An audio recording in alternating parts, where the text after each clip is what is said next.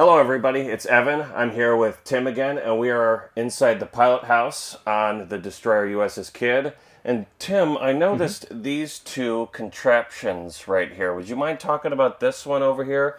I think the viewers of the COD channel will recognize this as one of our pedantic features. Pencil sharpening on submarines. And I see destroyers had pencil sharpeners as well. Everybody had pencil sharpeners. You didn't have a lot of pens back then. You had more pencils than you had pens. So silly question. You needed to erase stuff.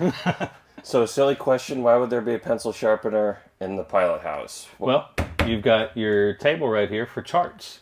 And so you're filling out reports and you're making marks on charts, charting your course. Anything that's coming up, anything that you saw, you mark it off and make a record of it. And you wanted to have a pencil sharpener handy? I want to have a pencil sharpener handy.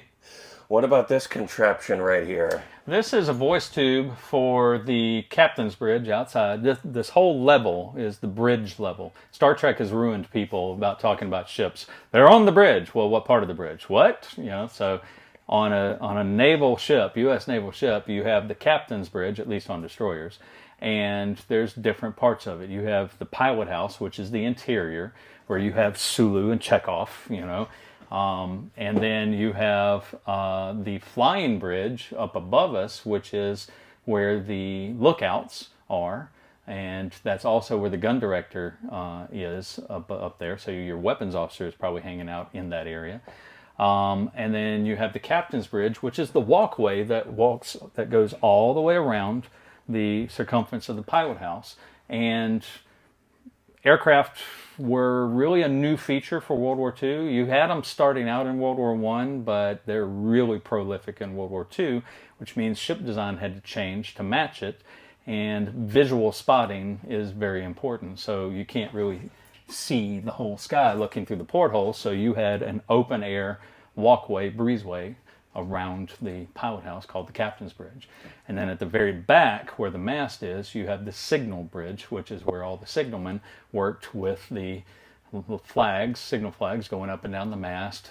They had the little blinker lights that they would flash Morse code back and forth between the ships.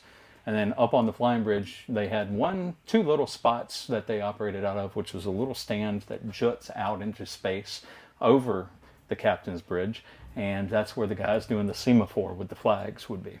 Now, it may surprise some of our viewers, COD has one of these. Hello everybody, I'm currently in COD's control room, and this is the voice tube I was talking about.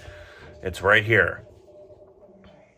I am currently in the pump room, and this is the voice tube.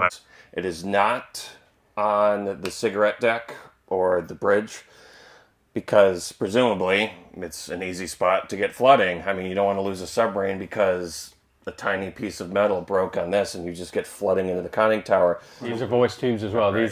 These are the other end of the voice tubes.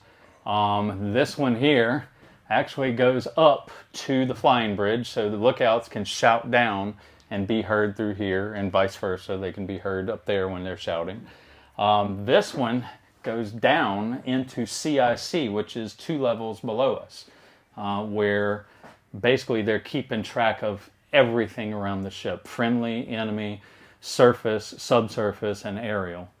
And then this one behind us that we started with actually goes out onto the captain's bridge. All right, well, thank you for showing us that, Tim. I appreciate it. Hey, thank you.